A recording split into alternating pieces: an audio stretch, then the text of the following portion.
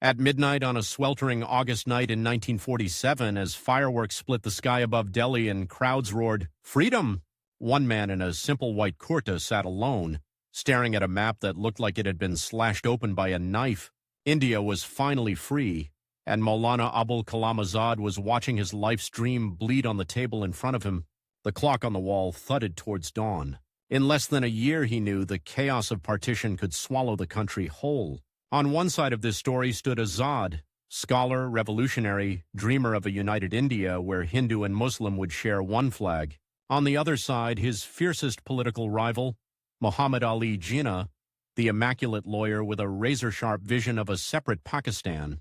The world was celebrating independence. Azad was racing against time. But before the deadlines, before the speeches and the jails and the crowds, before his voice echoed in the Constituent Assembly, there was a boy, a frail boy with sharp eyes, born in a holy city far from India, in a house filled with silence, books, and fear of the outside world. He would grow up to fight an empire. First, he would have to fight his own destiny. He came into the world in 1888, not in Delhi, not in Calcutta, but in Mecca, the heart of Islam, a city of pilgrims and prayers, and whispered invocations at dawn. Picture it. The alleys are narrow and dusty. The calls of merchants blend with the murmurs of pilgrims, and in one small house a child is born into a family that believes the world outside the faith is a dangerous, corrupting ocean. They named him Abul Kalam, father of speech, as if before he could even lift his head, fate had already written that his weapon would be words. His father, Maulana Khairuddin, was a revered scholar, a Sufi, a man whose authority rested on centuries of religious tradition. People crossed deserts to seek his blessings. In the quiet corners of their home, heavy Arabic and Persian volumes lined the walls like silent guards. The air smelled of ink, old leather, and incense. From his earliest days, Azad's world was made of rules. No idle play in the streets. No casual friendships. No curious wandering. He was not being raised as a boy. He was being molded as a symbol. By the time other children are learning to hold a pen, he was already wrestling dense Quranic commentaries. Before his 10th birthday, he was reciting verses in pristine Arabic, mastering Persian poetry, absorbing logic, theology, jurisprudence. His father's students, grown men, would sit cross-legged before this thin, serious child and watch uneasy as he flew through texts that had taken them years to grasp. From the outside, it looked like a miracle. Inside, it felt like a cage. When he was still small, the family moved from Mecca back to India, to Calcutta, the roaring, restless capital of British Bengal. For the first time, Azad saw something his father had always warned him against: a modern city. The moment you imagine Calcutta at the turn of the century, do not picture calm colonial streets and polite English tea. Picture chaos. Trams rattling, gutters overflowing, printers thundering, posters plastered overnight with slogans calling for Swaraj, self-rule. Factories swallowing men at dawn, spitting them back at dusk, tired and angry. British officers in crisp uniforms passing barefoot workers in ripped dhotis. Two worlds colliding on the same road. For a boy raised to believe the highest truth was only in old books, this was another universe. In the mornings, he would sit in the shadow of his father, studying. In the evenings, when he could slip away, he watched the city. He saw how the British lived in bright, airy quarters, while Indians crowded in slums that flooded with every rain. He heard English spoken like a weapon, a language that opened doors for some and locked them for others. He saw newspapers in Bengali and English carrying stories of sedition, arrests, mysterious accidents, and then came the secret that changed everything. He started reading what he was not supposed to read: English books, Bengali pamphlets. Underground tracks passed hand to hand like contraband fire. He read about revolutions in other lands, about people who had flung thrones into the dust. He devoured accounts of the French Revolution, the Italian struggle for unity, the fall of old empires. He read about how ideas, not swords, had toppled kings. Slowly, a terrible thought crept into his mind. What if the world outside his father's teachings was not just distraction, but a path to justice? At first, he argued silently with the books. Then he began to argue with his father. Imagine the tension in that house. On one side, an old scholar certain that truth had been settled centuries ago. On the other, a teenager whose mind was exploding with new ideas. asking questions that sounded, in that household, almost like blasphemy. Why, Azad would ask, must religion be chained to old habits? If justice is central to faith, how can we ignore the injustice of British rule? Why do we speak only of the afterlife when people suffer in this life right outside our door? The arguments were not just intellectual, they were personal.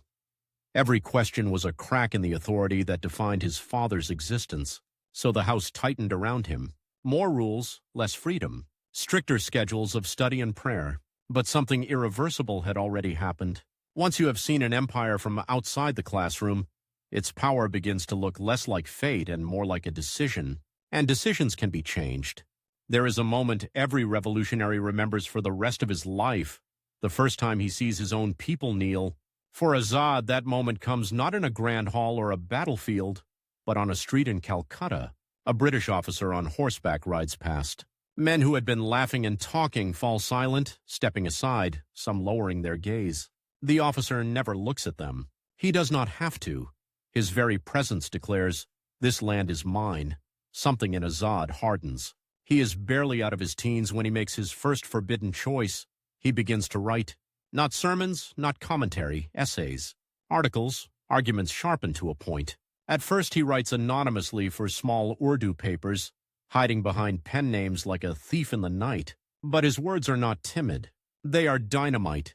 He attacks British policies with biting sarcasm, questions Muslim leaders who cling to the safety of loyalism, criticizes Hindu elites who talk of freedom while ignoring the poor. He writes with the fury of a young man who has lived too long in silence. The response is electric. From Lucknow to Lahore, people pass his columns like smuggled treasure. A new voice is speaking in a language they understand, not the polished tongue of English-educated lawyers in suits, not the narrow vocabulary of outdated sermons, but a living, breathing Urdu charged with Quranic echoes and revolutionary fire. It does not take long for him to become restless again. Anonymous writing is not enough. He wants his own platform, his own weapon. So, in his early 20s, with no guarantee of success and every guarantee of trouble, he launches a newspaper, Al-Hilal, the Crescent. Picture the first copies hitting the streets. Black ink, thick paper, headlines that sting like a slap. In an age when many respectable leaders still beg the British for small concessions, Al-Hilal demands freedom. It calls out communal hatred. It attacks those who tell Muslims that their faith requires them to stay away from the national struggle. And suddenly, across India, in smoky tea stalls and cramped courtyards, people are reading Abul Kalam Azad. This is the moment when a different kind of rival enters his life. Not yet Jinnah, not yet a direct political opponent, but an entire class of moderate leaders who see his fire as dangerous. They mutter that he is too young, too radical, too ready to mix religion with politics, yet too ready to challenge religious authorities. To the British, he is seductive poison. To conservative clerics, he is a rebellious son. To timid politicians, he is a storm that might tip over their carefully balanced compromises. The British do what empires always do when they meet an idea they can't control. They try to silence it. Censorship notices start arriving. Fines, threats. Then comes the order. Al-Hilal is banned. For a moment, it seems they have won. His press is seized, his voice cut off. At an age when most men are just beginning their careers, he is already a marked man in the files of the colonial government. But there is something they have misunderstood about Abul Kalam Azad. They think he is attached to a single newspaper. They do not yet see that his real press is the mind of the public he has already ignited. Within months, like a magician pulling a new weapon from thin air, he launches another paper, Al-Balagh. Again he writes, again he provokes. Again he calls Muslims and Hindus to unite, to see British rule as the common enemy, not each other. This time the British do not waste time with half measures. Arrest. The cell is small. The walls smell of damp stone and old sweat. At night, the clanking of chains and distant shouts of other prisoners echo through the corridors. It would be easy at this point for a young man to break. Instead, he opens the only space still free, his inner world. In prison, Azad does something that will define him forever. He turns solitude into a weapon. He reads, he reflects, he rethinks everything. He dissects his own earlier writing, searching for weaknesses. In the darkness of jail, he forges a clarity that will later make him one of the sharpest minds in the national movement. A belief. that India is not two nations, that faith cannot be turned into a border, that to divide the country on religious lines is not just a political mistake but a moral catastrophe. Years later, when that catastrophe stands right in front of him, when his rival Jinnah's demand for Pakistan grows into a roar, it will be these nights in prison that echo in his refusal to yield, but that is still in the future. When he walks out of jail for the first time, blinking in the harsh sunlight, the world outside has changed, and so is he. The air in India now thrums with a name that will soon dominate his life, Mohandas Karamchand Gandhi. Gandhi has returned from South Africa with strange weapons, non-cooperation, non-violence, mass movements of ordinary people. To many established leaders, he looks like a reckless experiment. To Azad, he looks like a possibility. Imagine their first meetings. Two men, both deeply religious yet stubbornly modern, one dressed in a simple dhoti, the other habitually in traditional attire and a turban. One born into a Gujarati merchant caste, the other raised in a family of orthodox Muslim scholars. They should have stood worlds apart. Instead, they find something terrifying and beautiful in each other's stubbornness. Azad sees in Gandhi what he has long dreamed of, a leader who can speak to the Hindu heartland yet refuses to reduce Muslims to an afterthought. A politics that is moral, not merely tactical. A movement that reaches peasants in villages, not just lawyers in courtrooms. Gandhi, in turn, sees in Azad something he desperately needs. A Muslim leader who commands respect not because the British approve of him, but because the streets do. It is a dangerous alliance. And it creates, in the shadows, the outline of a future conflict. Because while Gandhi and Azad are drawing closer, another figure is quietly building his own path. A man who believes that all this talk of Hindu-Muslim unity is romantic nonsense, that in the end, numbers will crush minorities, that Muslims must have their own state or be forever at the mercy of others. Muhammad Ali Jinnah. In these early years, Jinnah and Azad are not yet public enemies. They even share platforms, occasionally agree on tactics, exchange polite words. But the fault line is already there, invisible beneath the surface, like a crack inside a mountain that will one day split it apart. Azad can feel the tension, even if he cannot yet name it. On one side, voices urging Muslims to keep their distance from the Congress, to see themselves as a separate political community.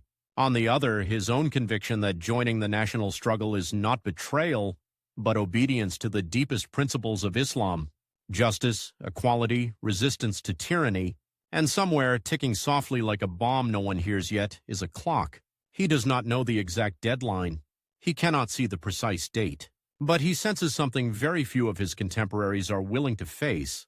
Time is running out.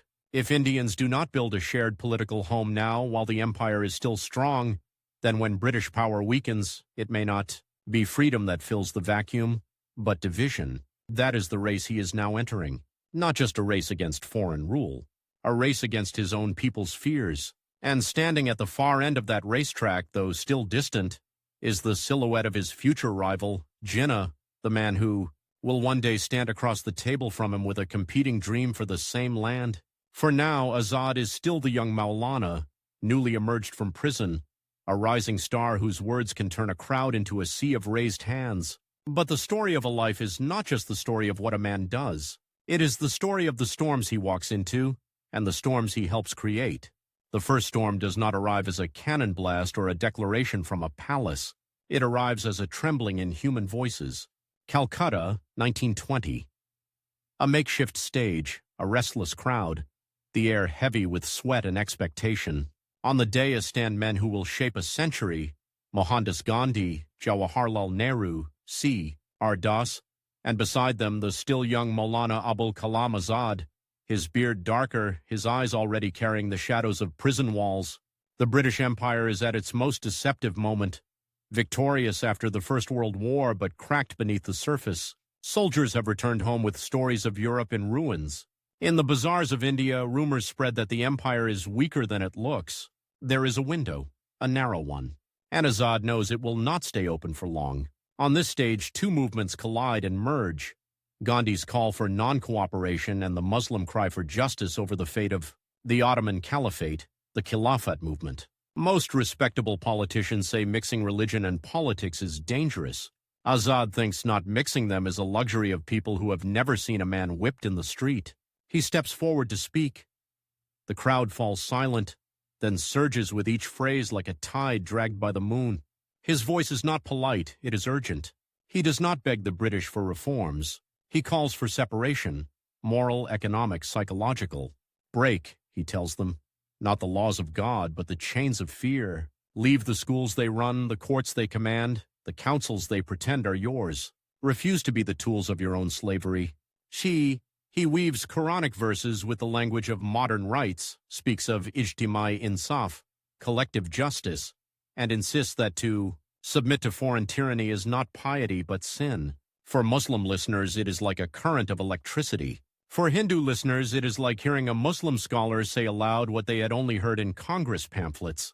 Somewhere in the distance, in another hall, another lawyer listens to reports of these speeches with growing distaste. Muhammad Ali Jinnah, still immaculately dressed, still speaking the language of constitutional negotiations, not mass protests, watches this new alliance of Gandhi and Azad with cold eyes.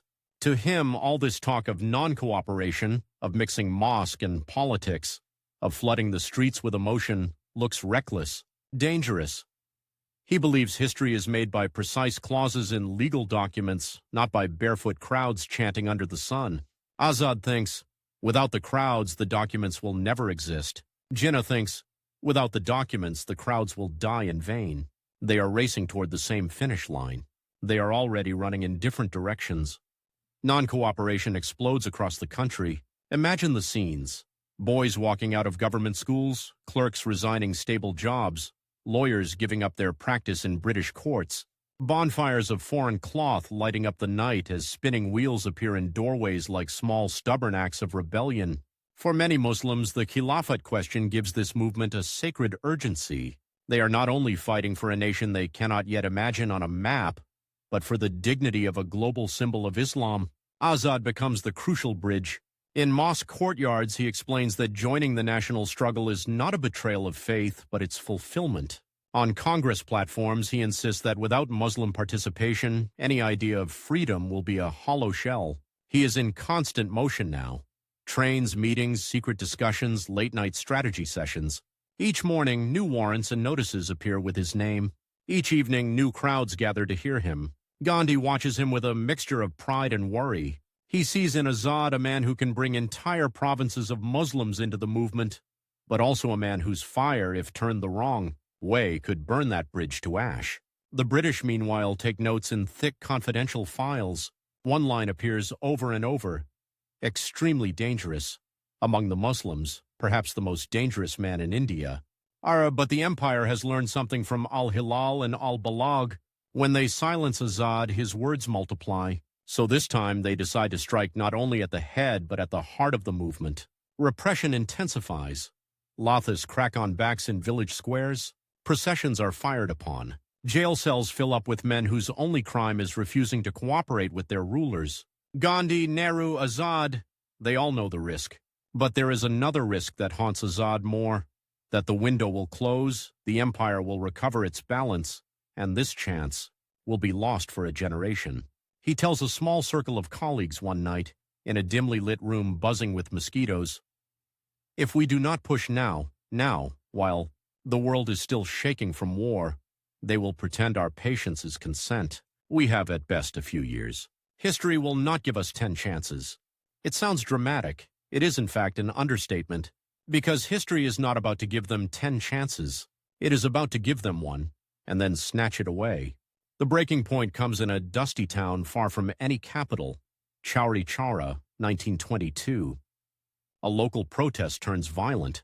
Police fire on demonstrators, the crowd erupts, a station is torched, officers are killed.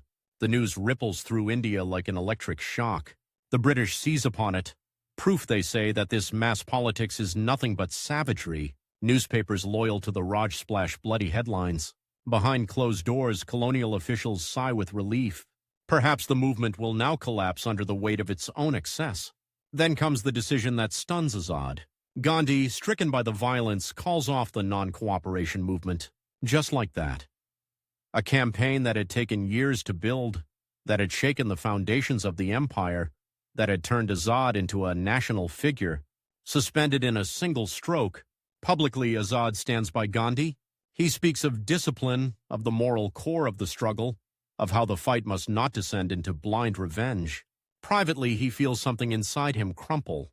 He had convinced thousands of Muslims that joining forces with Congress, trusting Gandhi, risking their lives, was the path not only to national freedom but to religious dignity. Now, to many of them, it looks like a retreat.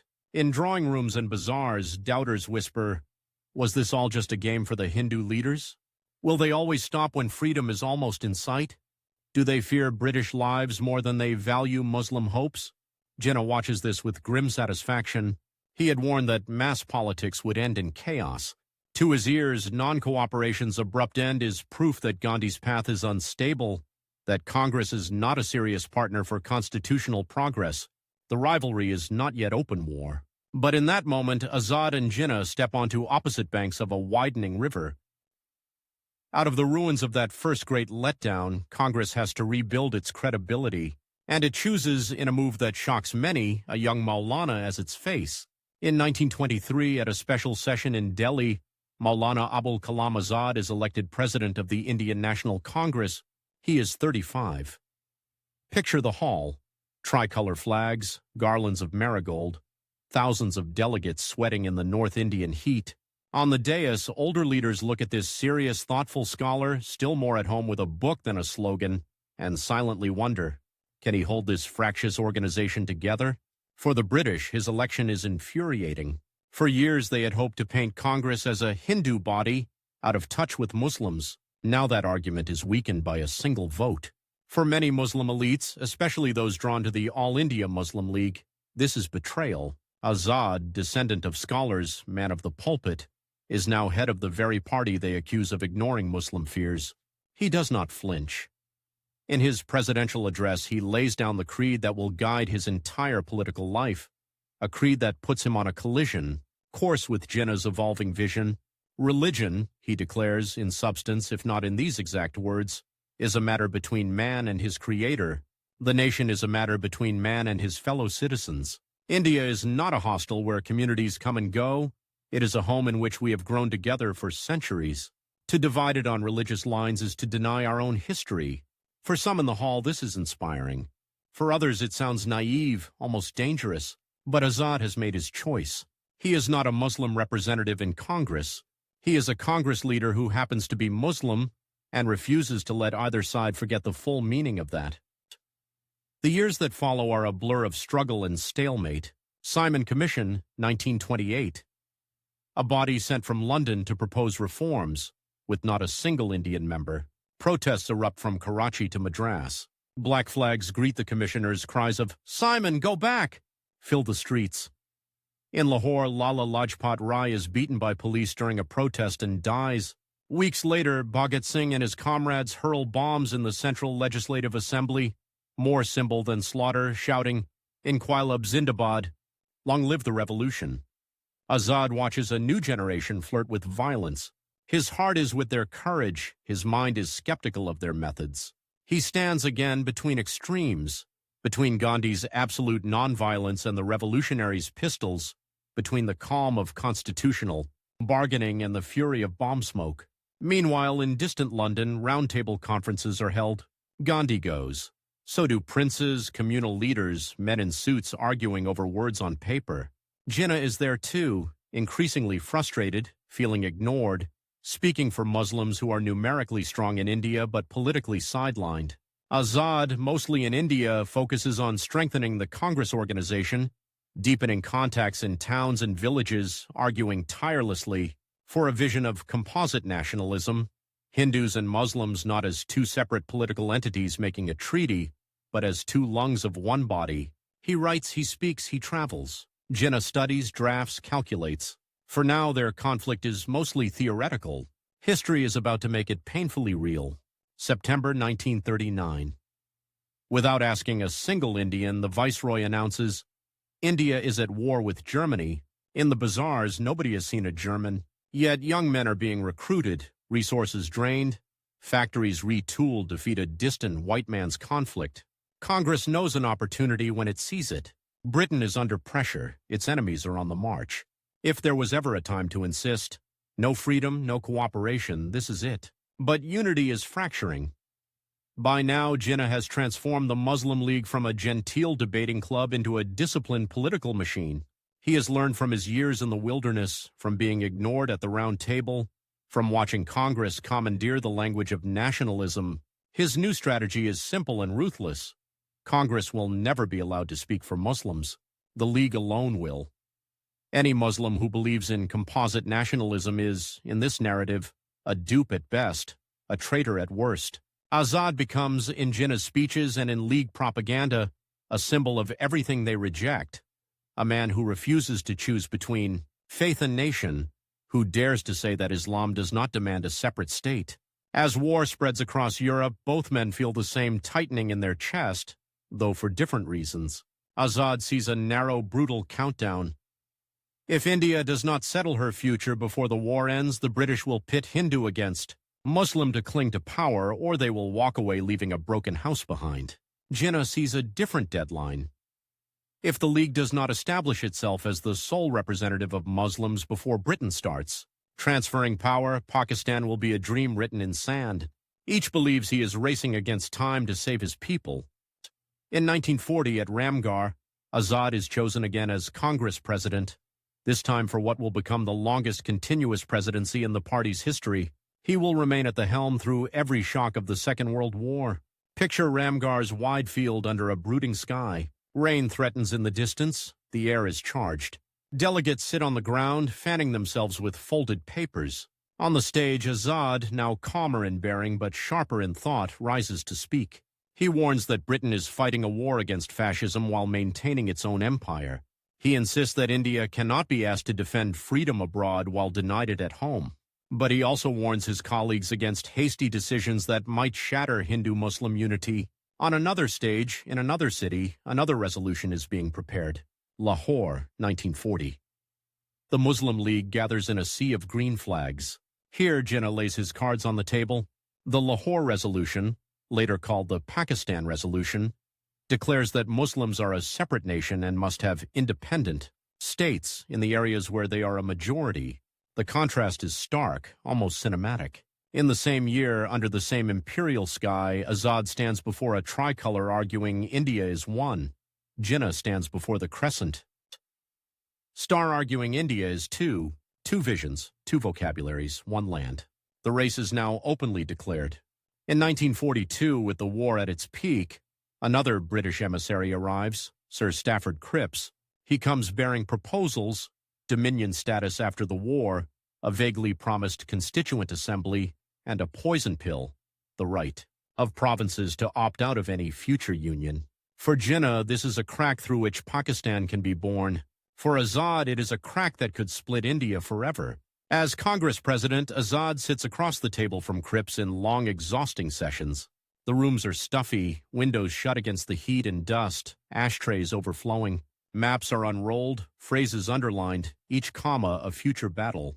He wants desperately to salvage something, a pledge of real transfer of power, a structure that keeps India whole, a formula that satisfies enough people that the bloodletting he senses on the horizon might be avoided. But the offer is too vague, the secession clause is too dangerous. Gandhi dismisses it as a post-dated check on a failing bank. Nehru is unconvinced. The working committee over which Azad presides rejects it. In that rejection is a necessary stand for principle. In that rejection is also the closing of yet another door. Jinnah, meanwhile, tightens his grip. He insists the League be recognized as the sole spokesman of Muslims. The British, delighted to have a counterweight to Congress, increasingly treat him as exactly that. Azad can feel control slipping from his fingers, not because he is weakened, but because the battlefield itself is changing shape. And then Gandhi lights the fuse. Quit India. Do or die. On the night of 8th August 1942, the All India Congress Committee passes the Quit India resolution. Azad, as president, is beside Gandhi when he speaks. He has reservations about timing, about war, about how the British will respond, but in the end he stands with the decision. To do otherwise would be to fracture the very unity he has spent his life preaching. The British do not wait for the dawn. Before the first leaflets of Quit India can be fully distributed, they strike. Gandhi, Nehru, Patel, Azad, the entire top rung of Congress leadership, swept into prison in coordinated arrests. Azad is taken to Ahmednagar Fort, a massive brooding structure with thick walls and a moat like something out of a medieval siege. There, behind bars, as the world burns in a global war, he watches, through smuggled newspapers and the occasional rumor, as the race outside changes speed. 3 years. For 3 crucial years, from 1942 to 1945, the Congress leadership sits in jail. Azad spends his days in long walks along the fort's ramparts, in heated arguments with colleagues, in solitary hours of reading and writing. He composes letters that later become Gubara Khatir, philosophical reflections on life, faith, music, and history, a mind trying to stay sane while the future of his country slips beyond his reach. He goes back again and again to the same question: where did we misjudge? Did we underestimate the depth of Muslim fear? Did we overestimate the British capacity for fairness? Did we, in our insistence on high principle, fail to see the tactical openings when they came? Outside, Jinnah is free, fully free. While Congress is locked away, the Muslim League organizes massive rallies, negotiates with the British, enters ministries in provinces. Ad floods the air with the slogan of Pakistan. Day by day, brick by brick, a new political reality is being built, one in which Azad's composite nationalism looks less like the inevitable future and more like a fading dream. He walks the fort corridors at night, listening to the distant sounds of guards changing shifts, and feels the weight of the clock like a physical pain. The war will end soon. When it does, Britain will have to let go. By the time he steps outside these walls, he knows the balance of power between his dream and Jinnah's will have shifted. The only question is, by how much? 1945. The gates of Ahmednagar Fort open. Azad emerges thinner, older, his beard streaked more heavily with white. He has spent almost 1/3 of his adult life in prison. His health is fragile, but there is no time to rest. The world has changed in his absence. Hitler is dead. Hiroshima is a scar on human conscience. Britain is victorious but bled dry. A Labour government in London speaks the language of decolonization. In India, something even more important has happened. Elections. The 1945-46 elections are a referendum on competing futures. Congress and the League go to battle not with rifles but with manifestos, processions, posters. The results are a blow that Azad can feel almost physically. Congress wins the bulk of the general seats. In that sphere, it still speaks broadly for India. But in the Muslim constituencies, the League wins almost everything. Jinnah's claim to be the sole spokesman of Muslims hardens into fact. Azad knows the numbers do not tell the entire story, that millions of Muslims, especially in provinces like the United Provinces and the Central Provinces, still look to Congress with loyalty. But in politics, perception is its own kind of reality. At the Simla Conference in 1945 and again in 1946, this reality slams into him. Picture the scene: the cool pines of Simla, British officials in summer suits, the great game's last, tired players gathered in a hill station to decide the fate of a subcontinent. Azad leads the Congress delegation. Jinnah leads the League. The British, in a move that enrages him, treat Jinnah's demand as almost self-evident, that only the League can nominate Muslim members to any future government. Azad insists that Congress has Muslim leaders and Muslim support. He himself is living proof. But the arithmetic of the recent elections hangs in the air like an accusation. Across the table, Jinnah is courteous, firm, and unyielding. For Azad, this is no longer an abstract rival. This is a man he must defeat. Not personally, but politically, if the map he stares at in his mind is to remain whole. They argue over seats, over procedures, over words. But beneath every sentence is the real contest. One nation or two. Simla ends in failure. No agreement, no interim government. The clock, now loudly, unmistakably ticking, moves a few more minutes toward midnight. The last serious chance to avoid disaster comes with the cabinet mission in 1946. 3 British ministers arrive with a complex plan, a united India, but with powerful provinces grouped into sections, extensive autonomy, a weak central government handling defense, foreign affairs, communications. For Azad, it is not perfect, but it is something astonishing. A scheme that keeps India formally united while giving enough space to Muslim-majority areas that perhaps Jinnah's fears can be eased without creating a separate state. He works day and night over the details, arguing within Congress that this is the last bridge still standing, and it must not be burned. For a brief, dizzying moment, it works. Both Congress and the League accept the plan, each interpreting it in their own way, but willing, on paper at least, to coexist in a single constitutional framework. Azad allows himself for the first time in years a cautious breath of relief. Perhaps, just perhaps, they have outrun the disaster. The dream of a united India, battered but alive, may yet reach the finish line ahead of Pakistan. Then, like a carefully stacked tower kicked from the side, it collapses. Mistrust, suspicion, conflicting interpretations, pressure from provincial leaders, British hesitations. Congress insists it cannot be bound by compulsory groupings. The League, fearing a future where it is trapped in a hostile union, fumes. Jinnah withdraws his acceptance, denounces the plan, announces a new weapon. Direct action. August 16, 1946, Direct Action Day. Calcutta, the city where Azad first opened his eyes to politics, where he saw the contradictions of empire, where he once walked, as a restless, questioning boy, becomes the first great battlefield of the coming storm. Shops shuttered, processions march, flags flutter, speeches grow more poisonous by the hour, rumors fly faster than facts. A single spark, an insult, a stone, a shot, is enough. And then the knives come out.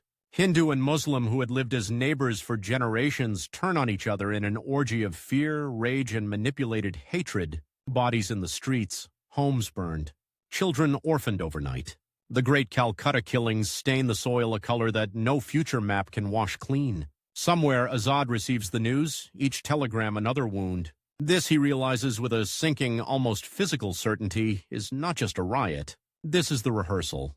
If they do not somehow stop this spiral, this is what the whole subcontinent will look like when the final decision is made. The race against time is almost over. In one corner, the clock. In another, his rival's demand for Pakistan. In the middle, a land tearing itself apart before his eyes. He has spent his life arguing that India is one. Now, for the first time, he has to ask himself a question that terrifies him more than prison, more than poverty, more than death. What if his people on both sides no longer believe it? The morning after Calcutta tears itself apart, the city smells of smoke and silence. Azad reads the first reports with his jaw clenched so tight it hurts. Numbers blur. Hundreds dead, then thousands.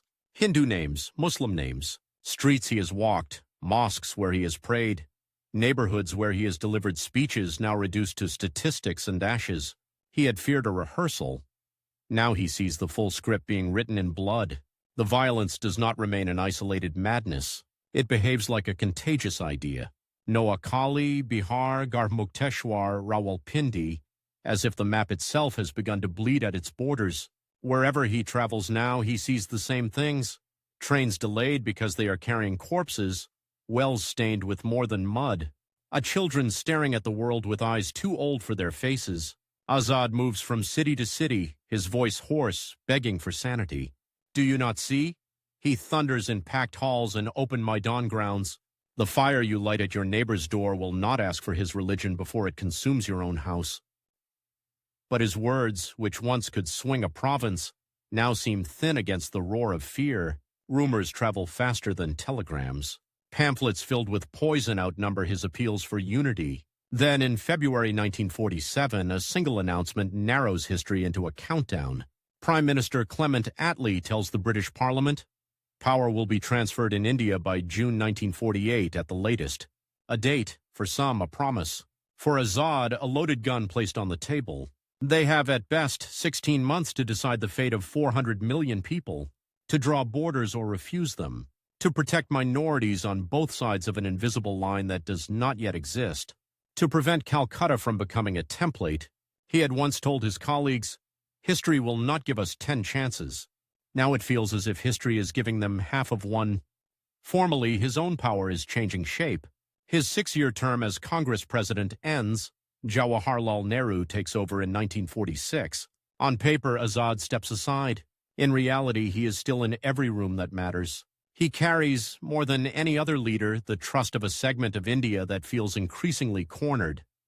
Muslims who want to stay, to belong, to not be turned into bargaining chips. When the interim government is formed in September 1946, Azad becomes the man in charge of education, a portfolio that looks modest beside external affairs or home, but will become the stage for his deepest work. For the moment, however, his days are consumed less with classrooms than with crisis. At cabinet tables and midnight strategy sessions, one name hangs over every discussion like a shadow: Muhammad Ali Jinnah. Across the aisle, Jinnah has his own ministries now and a political weapon Azad can no longer ignore: numbers. The League's sweeping victory in Muslim seats has turned his claim into leverage that British officials respect and exploit. The old rivalry, lawyer's pen versus orator's tongue, separate nation versus composite nation, has become something harsher. To Mountbatten, the last viceroy sent in March 1947 with the charm of a prince and the impatience of a man with other ambitions, Azad makes his case with the precision of a scholar and the desperation of someone watching a building crack from within. He tells him that partition will not be a surgical cut but a tearing of flesh, that millions of Muslims will remain in what is to be India and millions of Hindus and Sikhs in what is to be Pakistan, that any solution which forgets them is not a solution but a curse. Mountbatten listens, smiles, nods, and asks a single brutal question behind closed doors: can you guarantee order? Azad cannot lie. He thinks of Calcutta, of Noakhali, of trains that arrive, doors swinging open to reveal horrors no civilized language can neatly describe. In London, in files marked top secret, the British have already made another calculation. A hurried exit is safer for them than a long, honorable one. The more Hindus and Muslims glare at each other, the less anyone looks up at the Union Jack one last time. The deadline, Mountbatten suggests, might even be moved forward. June 1948 suddenly begins to shiver, sliding towards August 1947.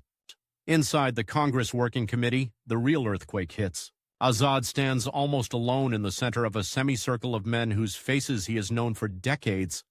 Gandhi, frail but fierce; Nehru, eyes burning with a mix of idealism and exhaustion; Patel, blunt, practical, suspicious of all delay.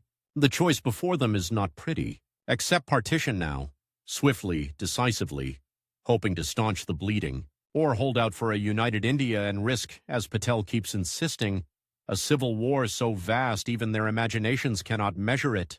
Azad speaks with all the force he has. He reminds them of what Congress has always officially stood for: one nation, indivisible, secular. He warns that a country born in two pieces will raise children who see each other as unfinished enemies. He argues that accepting Jinnah's demand now rewards the very politics of fear they once vowed to resist. He does not hide his belief that the Muslim League, strong as it appears, is not the only voice of Muslim India.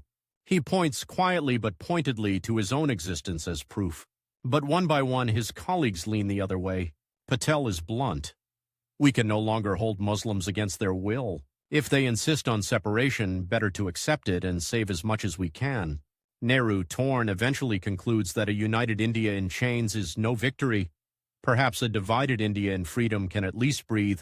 Gandhi remains the last moral mountain behind Azad. Yet even he, wandering through villages torn by religious hatred, begins to speak more elliptically of letting go when love is not returned. In his memoirs, Azad will later describe this as the darkest conference of his life. In that room, as voices are raised and silences deepen, he feels the floor shifting beneath his feet. The twist is not just that Jinnah has won. The twist is that his own comrades are now willing to pay the price of that victory. On 3 June 1947, the plan is announced. Partition, once a rumor and a threat, becomes an official policy. Across the newly drawing map, some cheer, some weep, some simply stare, too tired to feel anything at all. Azad listens to the radio broadcast like a man hearing a sentence he had always feared but never accepted as final. He had raced against time. He had argued, negotiated, warned, pleaded. The clock has struck midnight anyway. The machinery of division grinds into motion. A British lawyer, Cyril Radcliffe, is flown in, a man who has never set foot in India before and now has 5 weeks to draw a border that will decide the fate of millions. Armed with census data, conflicting maps, and vague instructions to keep contiguity and fairness in mind, he shuts himself in a room and begins to carve through villages, rivers, families. Azad looks at the calendar and feels dizzy. 72 days. From the plan's announcement to the handover of power, a little over 10 weeks to rearrange history. 72 days to decide which district goes where. how to share canals and armies, how to move or protect populations that have lived intermingled for 1,000 years. Meanwhile, the streets answer with knives and kerosene. Punjab becomes a slaughterhouse in slow motion. Columns of refugees stretching for miles trudge along dusty roads under a punishing sun, one direction towards what will be Pakistan, and the other towards what will be India. They carry bundles of clothing, a few utensils, a lock from a door they will never see again. Slogans echo. Some call it freedom, some call it deliverance. Others do not call it anything. They are too busy trying not to die. Azad finds himself torn between rooms and roads. In 1 hour, he is at a governmental emergency committee, mapping out which camps in Delhi need more grain, which trains need military escorts. In the next, he is walking through those very camps, the stench of overcrowding and grief heavy in the air, listening as men with hollowed eyes ask him the same question. Maulana, what happened to your India? He has no answer that does not taste like ash. And yet, on the night of 14th August 1947, as the Constituent Assembly gathers in Delhi to hear Nehru's Tryst with Destiny speech, Azad sits among the rows of dignitaries, waistcoat freshly pressed, face expressionless. The words float upward. At the stroke of the midnight hour, when the world sleeps, India will awake to life and freedom. Applause. Shouts of Mahatma Gandhi ki jai, the rustling of new flags, a moment that generations will remember as cinematic. Azad hears something else layered beneath the rhetoric, the whistle of trains slowly rolling across dark fields, some carrying hopeful families, some carrying nightmares under tarpaulins. Independence, for which he has given his youth, his freedom, his health, has arrived like a guest tracking blood across the threshold. In that strange charged midnight, his rivalry with Jinnah reaches its most ironic point. On one side of the new border in Karachi, Jinnah is sworn in as the first Governor-General of Pakistan, the state he has conjured. From a slogan and a strategy, he speaks of religious minorities, promising they will be equal citizens, safe and protected. On the other side, in Delhi, Azad, the man who fought partition with every fiber of his being, finds himself responsible for making that promise real for Muslims who have chosen to stay in India. Each has what the other once claimed to seek. Each carries a burden the other cannot fully see. Delhi, September 1947. The city is a boiling cauldron. Refugees pour in from West Punjab, bringing with them tales of massacre. The air vibrates with anger. Mosques are suddenly empty. Hindu and Sikh neighborhood guards roam with lathas and swords. Rumors multiply like flies. In this atmosphere, Azad makes perhaps the most emotionally charged speech of his life. Not in Parliament, not at a Congress session, but on the steps of the Jama Masjid. He climbs the stone stairs slowly, feeling the weight of thousands of eyes on him. Many in this crowd have lost relatives, homes, entire pasts in what is now Pakistan. Some blame the Muslim League. Some blame Hindus and Sikhs. A few more bitterly blame him, the man who told them for years that their future and India's future were one. His voice, when it comes, is not the thunder of Calcutta 1920. It is roughened, almost cracked, but every syllable is chosen like a blade. You ask me, he says in substance, where you should go. I cannot give you permission to leave the land where you were born, where your fathers are buried, where the call to prayer has mingled for centuries with the temple bell. If the leaders of Pakistan wish you to go there, let them say so openly. But as for me, I say, this is your home. Do not turn migration into another word for surrender. He does not promise them a painless future. He cannot. What he gives them instead is something more fragile and more daring, an appeal to courage rooted in belonging. At the very hour when many Hindus and Sikhs feel that India is finally theirs, he insists publicly that it is also equally, irrevocably Muslim. It is a dangerous stand. It also defines the rest of his life. Having failed to prevent the fracture, Azad throws himself into the task of healing what is left. His Ministry of Education, once just one portfolio among many, becomes his battlefield of choice. He looks at the statistics and feels a different kind of horror. Out of every 100 Indians, roughly 85 cannot read or write. In Muslim neighborhoods, in the poorest castes, in the villages where the state is a distant rumor, ignorance is as oppressive as any foreign flag. If we do not win this war, he tells his officers in a cramped conference room, tapping a table piled with reports, all our battles for freedom will have been a preface to disappointment. He sketches on paper what he calls a national system of education, free and compulsory primary schooling for all children up to the age of 14, an emphasis on girls' education that shocks conservatives, adult literacy campaigns to reach those whom childhood has already forgotten. He is not naive about the cost. He knows the treasury is strained by refugees, by reconstruction, by the sheer administrative chaos of building a new state. But he insists education is not a luxury to be added later, like decorative trim. It is the foundation. Other countries, he remarks dryly in a speech, build their armies first and their schools later. We attempted this under British rule. You have seen the result.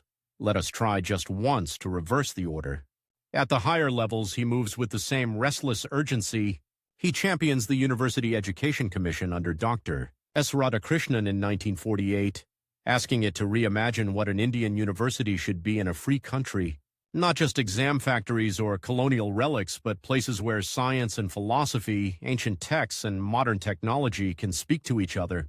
He pushes for the Secondary Education Commission in 1952 to overhaul the maze of colonial syllabi and rote learning. Slowly, from these dry-sounding committees emerges a pattern, the now familiar 10+2+3 structure, a greater emphasis on science, the nurturing of critical thought rather than mere obedience. Perhaps his most gripping act of symbolic transformation comes with the founding of the first Indian Institute of Technology at Kharagpur. The site is a former British detention camp. Where revolutionaries once paced in chains, blackboards are hung. Barracks become hostels. Surveillance towers now overlook playing fields. When Azad walks through the gates for the Institute's formal inauguration in 1951, he cannot help but feel the layers of meaning pressing in. This, he tells the assembled students and faculty, gesturing at the repurposed buildings, is how a nation should record its history, not only in books and speeches, but in turning prisons into laboratories, gallows into gateways to knowledge. The young men in front of him, many the first in their families to touch an engineering blueprint, may not grasp the full poetry of his words, but they are, knowingly or not, the living carriers of his most stubborn belief that ideas can reshape destiny as surely as any army. Parallel to this scientific surge, Azad guards another frontier, culture. He knows that a nation saved from physical dismemberment can still bleed to death culturally through homogeneity, amnesia, or majoritarian arrogance. So he becomes the quiet architect of institutions most citizens will one day take for granted. Under his watch, the Sangeet Natak Academy is set up in 1953 to preserve music, dance, and theater, from classical ragas to folk, forms sung in remote villages. The Sahitya Academy follows in 1954, nurturing literature in dozens of Indian languages, not just one or two deemed national. The Lalit Kala Academy, also in 1954, supports painters and sculptors whose canvases will, in time, tell their own stories of post-colonial struggle and hope. He argues firmly against the idea of a single national language steamrolling others. In Constituent Assembly debates, he speaks for Hindustani, the live tongue of bazaars and alleys, and defends Urdu's place in the mosaic, even as politics turns it into a suspect script. His stand is unpopular with those who want a swift symbolic assertion of majority culture. He is accused again of appeasing Muslims. Former admirers in the league-leaning press across the border, meanwhile, call him a sellout who helped build a Hindu India. He smiles thinly at both. You cannot build unity, he notes, by amputating tongues. Beyond India's borders, the world begins to notice this scholar-turned-statesman. In 1952, he sits in Paris as a member of UNESCO's executive board, listening through headphones as representatives from dozens of countries debate education, culture, and science as tools of peace. The boy who once devoured Arabic and Persian texts in Calcutta now discusses literacy programs with Norwegians, curriculum design, with Egyptians, the ethics of atomic research with Americans. When he speaks, he weaves Quranic verses with references to Western philosophers, quotes Tagore and Ibn Khaldun in the same breath. He tells them that peace is not merely the absence of war, but the presence of justice, and that classrooms are the quietest, most powerful arsenals any society can build. For a moment, under the vaulted ceilings of international halls, the roaring ghosts of 1947 fall a step behind him. In this global conversation about knowledge and dignity, He feels less like a man who lost a country's map and more like someone helping to redraw the intellectual atlas of the 20th century. Yet even as his public stature grows, the private wounds do not close. At night, back in Delhi, in a modest house filled with books rather than trophies, he returns to the same questions that haunted him. Behind the walls of Ahmednagar Fort, could partition have been avoided if he had argued differently, earlier, louder? Did his faith in composite nationalism blind him to the depth of communal fears? Has he, in urging Muslims to stay, sentenced some of them to a lifetime of suspicion? He begins to write, not pamphlets this time, but memories. Sharp, unsparing, often painful. These pages will later become India Wins Freedom, a title that sounds triumphant until you read the chapters and see how much irony and grief sit between those three words. Sometimes he pauses in the middle of a sentence, hearing the echo of a distant train whistle as if history is still moving in the dark somewhere beyond his window. Then he bends back over the paper. There is more work to be done, more schools to plan, more scholarships to frame, more stubborn arguments to make about secularism. In a country already tempted by easier slogans, he has lost the race to prevent division. He is determined not to lose the slow, harder race to build meaning inside what remains. The clock that once counted down to midnight now measures something else. How much can be created, preserved, defended in the years left to a tired body and an unyielding mind?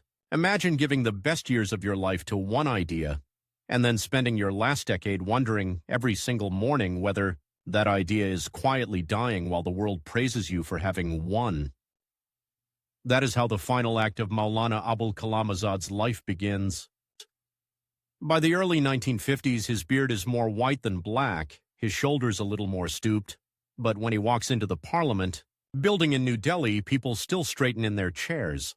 On the walls hang portraits of men he has known in flesh and argument: Gandhi, already a martyr, Patel, dead in 1950, and far across, a new border Jinnah gone in 1948. The old rivals now share only history books and epitaphs. Azad moves through these halls with a strange double consciousness. On paper, he is the Union Minister for Education, already the father of plans and institutions that will outlive him. In reality, he sees himself as something more fragile and more urgent, the guardian of a promise, written not in stone but in ink, that can still be washed away. Because the Constitution, which comes into force in 1950, is barely 2 years old. Its words on secularism, equality, and minority rights are not yet habits, they are experiments. For Azad, this document is also a battleground where his rivalry with Jinnah has simply changed costume. Jinnah is dead. Pakistan exists. Its founding logic that Hindus and Muslims could not live together in one polity as equals has become a permanent test for India. If India fails its secular promise, if its Muslims become second-class citizens or its majority uses numbers as a weapon, then Jinnah, as ghost, will stand before history and say softly, "I told you so." So when Azad rises to speak in the Constituent Assembly's later sittings, he is not arguing only with the men in front of him. He is arguing with that ghost. He fights for articles that protect the freedom of religion, the rights of cultural and educational minorities, the autonomy of institutions that do not speak in the majority's accent. He warns that fundamental rights cannot exist only at the pleasure of parliamentary mood. There will be days, he tells the House, voice steady but edged, when the majority will be tempted to say, "We are many, they are few, why should we listen?" The Constitution must be written not for those days of generosity when we all feel noble, but for those darker days when fear and anger shrink our hearts. He knows exactly how quickly those darker days can arrive. He has watched cities burn to prove it. Each clause he defends feels like placing a small stone in a river in flood, hoping to one day call it a bridge. Politics, however, is not moved only by grand debates. It is also shaped in smaller, murkier rooms. With Gandhi, Patel, and Jinnah gone, and other stalwarts aging, a new Congress generation rises, provincial bosses, ambitious organizers, and men who came into public life not through prison gates but through party offices. Azad watches them with a mixture of hope and unease. He does not begrudge them the comforts his generation never had. He has no romantic attachment to suffering for its own sake. But he senses something shifting. The moral authority that once came from sacrifice is being replaced by the arithmetic of votes. In this new arithmetic, Muslims are no longer partners in a shared dream. They are, in many places, just another minority vote bank, to be courted or ignored as calculations demand. This is not what he spent decades preaching from jail cells and jail-like conference halls. The rivalry that once painted his conflict with Jinnah in stark external colors now moves inside the house, sometimes uncomfortably, inside his own party. He finds himself arguing with colleagues who share his freedom struggle but not his patience for nuance. When talk arises of imposing a single, Sanskritized Hindi as the sole official language, sweeping aside Urdu and the composite Hindustani he loves, Azad bristles. He reminds the assembly that languages are not uniforms to be distributed from a central store. They are living memories. Do not, he says, repeat with Urdu what was done with Persian under the British, dethroning one script to enthrone another as a show of power. You may win applause in one region and elections in another, but you will lose something far greater, the trust of millions who will feel that the state has decided to forget their mother tongue. The room is polite. The applause is thinner than it used to be. Outside, pamphlets circulate calling him too soft on Muslims, too sentimental about Urdu, a man of the past. Across the border, some Pakistanis still denounce him as the leader who betrayed his community by rejecting partition. To be shot at from both sides is, in itself, not new to him. But now it is happening in peacetime, in corridors lined with carpets instead of guards. The bullets are words, the wounds quieter, and in some ways deeper. Beyond Delhi's geometry of ministries and manicured roundabouts, the map continues to shift. In 1948, the Indian Army marches into Hyderabad, ending the Nizam's defiance. Officially, it is called a police action. Unofficially, stories seep in of killings, loot, reprisals against Muslims accused of being loyal to a feudal order or to Pakistan. Azad cannot ignore these whispers. He travels, listens to survivors, reads confidential reports like the Sunderlal inquiry that document grim excesses. What he hears is a smaller version of the same horror that partition burned into his memory. People punished not for individual guilt, but for who they are. Inside cabinet, he demands that the government face this honestly, that it not hide communal violence under the convenient language of law and order. He pushes for rehabilitation, for justice that does not wear only one community's face. The discussions are tense. Some colleagues fear giving ammunition to critics who already call the government weak. Others simply do not want to reopen wounds. Azad finds himself increasingly alone in arguing that a secular state must have the courage to admit when its own forces, its own citizens, have gone wrong. His competitor now is not a single man with a clear position, but a creeping fatigue, the human desire after great trauma to stop talking about uncomfortable truths. He does not win every argument. In fact, he loses many. But each time he speaks, he is hammering a small peg into the political culture. The idea that patriotism does not mean silence in the face of injustice committed by our side.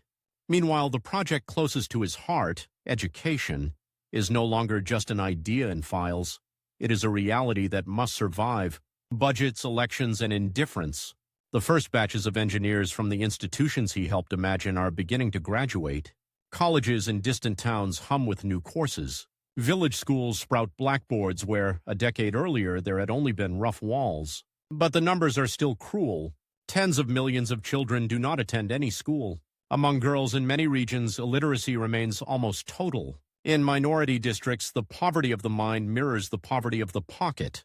Azad calls his officers and state ministers together and draws an invisible line on the table between them. On this side, he says, tapping one end, are the dreams we put in our 5-year plans and speeches. On that side is the child who has never held a book, who will soon be old enough to vote but not to read the ballot properly. Between these 2 points is the life of our republic. How much of that distance can we cross in the time left to us? The phrase hangs in the air, the time left to us. He is not just talking about financial years or parliamentary terms.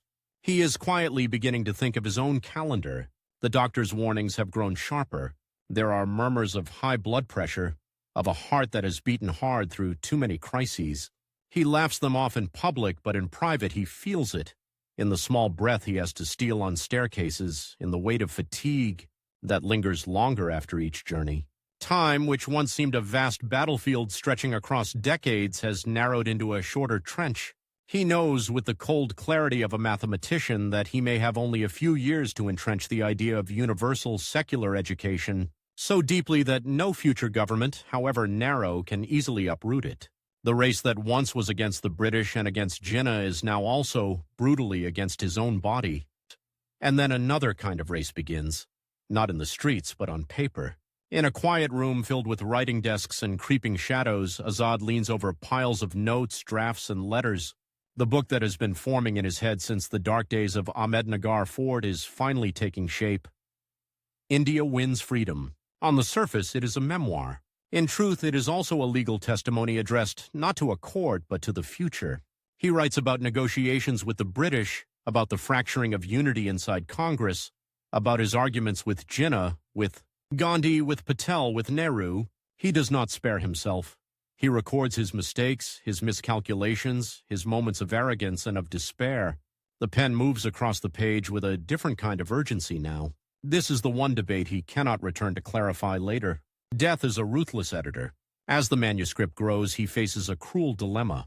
To be honest, he must write things that will make some of his oldest comrades look smaller, their errors of judgment, their compromises, their late surrender to the idea of partition, to protect the dignity of the freedom struggle, to keep public trust in the new state alive. He cannot simply throw their reputations into the fire. His solution is, once again, a race against time, but on a delayed track.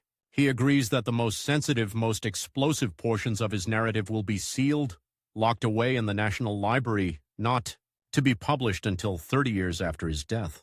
It is an extraordinary act of faith in readers who are not yet born. He is, in effect, leaving a time bomb of truth in the archives, trusting that when it finally detonates, the country will be mature, enough to handle the smoke. This, too, is a form of rivalry with his contemporaries. They will have the last word in public while they live. He will have the last word in history when he is gone.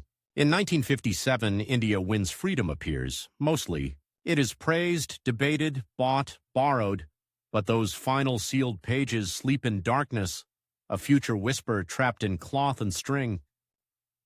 The elections of 1957 return Azad to Parliament, but the campaign trail feels different now. Where once he could electrify vast crowds with a single warning about self-respect and slavery, he now sees people more interested in promises of roads, electricity, jobs. Necessary things, of course. But he senses that the moral voltage of politics is lowering. In Muslim neighborhoods, some come to him with a new anxiety. Not, will we be free, but will our children ever truly belong? They whisper of discrimination in jobs, of suspicion in police stations, of being called Pakistanis on streets they have walked for generations. He answers them as he always has, insisting that their future is in India, that to abandon the field is to concede the argument to those who want a Hindu Rashtra or a Muslim one. But inside, the doubts gnaw. He did not underestimate the difficulty of his project. He simply did not anticipate how quickly amnesia would begin to eat away at the memory of why secularism had been necessary in the first place. As he takes his place on the Treasury benches after the election, he glances across the aisle and sees a new kind of rival forming. Smaller parties and movements that wear religion not as private faith but as public badge, demanding a larger share of policy and identity. The battle lines of his youth, empire versus nation, have turned into more intricate patterns. Nation versus nation, majority versus minority, memory versus convenience. His time to fight on these fronts is running out. In the winter of 1958, Delhi's air is as thin and sharp as glass. Azad attends meetings, signs papers, dictates notes on scholarships and scientific research. The files on his desk are thick with projects that push beyond his own lifespan. New universities, expanded technical institutes, cultural exchanges that will carry Indian music and literature abroad. One afternoon, after a particularly long session, he returns home feeling a strange heaviness in his chest, a tiredness that sleep does not quite dissolve. The body that once endured prison, fasting, endless tours now rebels in quiet, irreversible ways. On 22nd February 1958 in New Delhi, the race simply ends. News travels fast, faster than it did in the days when his fiery editorials had to move by train. Radios crackle, teleprinters hum, headlines are rearranged. Maulana Abul Kalam Azad is dead. 69 years old, scholar, revolutionary, orator, minister, for some, traitor, for others, saint. For most, something more complicated and more human than either label can hold. His body is laid to rest near the Jama Masjid, the great mosque where a decade earlier he had stood before a grieving crowd and begged them not to abandon India. Now thousands, Hindus, Muslims, Sikhs, men and women in office clothes and ragged shawls, stand jostling in the dust to watch the earth close over him. From high above, the scene must look almost like the vision he once clung to stubbornly, a crowd in which no one identity can be cleanly separated from another. Nearby, the call to prayer rises. Somewhere else, a temple bell answers. The city's ordinary noise resumes. The clock he had been watching so intently stops for him, but some of the timers he set continue to tick. 30 years later, in 1988, librarians in Calcutta untie the string around a long sealed packet. Inside lie the missing pages of India Wins Freedom. The words are calm, not vindictive, but they are sharp. He criticizes the haste of partition, the failures of colleagues, the British strategy of withdrawal. He confirms bluntly some of what had only been rumors. The debate explodes anew. Historians argue over his judgments, over whether he is too harsh or not harsh enough. Newspapers pull out selective quotes. For a few weeks, an old man who has been dead 3 decades is back in the headlines, arguing again with men whose funerals are also long past. The time bomb has gone off, right on schedule. By then, the world he helped build has changed beyond recognition. India and Pakistan have fought wars. Maps have shifted again. New nations have appeared, new ideologies flared and faded. Yet the central rivalry of visions remains, a secular, multi-religious democracy trying to hold its center, and a series of experiments. And on both sides of the border, in mixing faith with state power, in Pakistan, Jinnah's portrait looms large in official buildings, his title, Quaid-e-Azam, spoken with reverence even as different. Groups claim to be his true heirs. In India, Azad's face is less omnipresent. For decades, his memory lives more in footnotes and in the quiet lives of institutions than in mass rallies, in universities that still teach in multiple languages, in cultural academies that keep classical and folk forms alive, in technical institutes where young women and men from every region solve equations instead of reciting sectarian slogans. In 1992, the Indian state finally gives him its highest civilian honor, the Bharat Ratna, a jewel laid somewhat late on a grave, already covered in the dust of passing generations. And in 2008, the government declares his birthday, 11th of November, as National Education Day. In schools across the country, children who may never have heard his whole life story gather in courtyards to recite pledges about learning, equality, and the right of every child to study. They stand under flags and under skies, he once imagined, their voices echoing off classroom walls, perhaps unaware that the blackboard behind them is, in a sense, his monument. But the story does not end neatly with awards and anniversaries. The questions he wrestled with, about language, about faith and nation, about whether a country can truly belong to all who live in it, do not sit quietly in museums. They rise again in each generation, sometimes with new names, sometimes in the old raw form. Charges of appeasement, of anti-nationalism, of divide and rule return in different mouths. Debates over which language, which script, which song is truly Indian flair on television and in legislatures. Communities feel threatened, others feel ignored. Some demand apologies, some demand dominance. In these noisy contests, the rivalry between Azad and Jinnah continues in a subtler arena, not as a personal feud, but as a competition between two predictions about human beings. Was Jinnah right that communities will ultimately choose separation over a shared risky future? Or was Azad right that identities can overlap, that a Muslim can be fully Indian without prefix or apology, that a state can protect faith without becoming its instrument? No verdict is final yet. Every riot, every election, every law about citizenship or language or education nudges the scales one way or another. And once again, there is a time limit, not for Azad, who lies in quiet earth, but for those who claim his legacy and those who oppose it. Because a country's character, like a child's mind, hardens with age. The institutions he built, schools, universities, academies, can become either engines of questioning or factories of echo. The Constitution he defended can be either a living argument or a framed relic. Somewhere, a boy in a village library opens a science textbook printed by an institution that exists because Azad fought for it in a long-forgotten committee. Somewhere else, a girl reads a poem in her own language in a school magazine supported by a cultural council he once argued into a budget. They may never hear his name. But in the invisible contest he began, between ignorance and knowledge, fear and dignity, narrowness and shared pride, they are his last unwitting allies. The man who spent his youth racing against empire, his middle age racing against partition, and his final years racing against his own failing heart leaves behind, in the end, an unfinished sprint. The baton is not in a museum. It is in classrooms, in streets, in constitutions, in arguments at dinner tables, in every choice between an easy prejudice and a more demanding fairness. His life does not ask to be admired. It asks a harder question.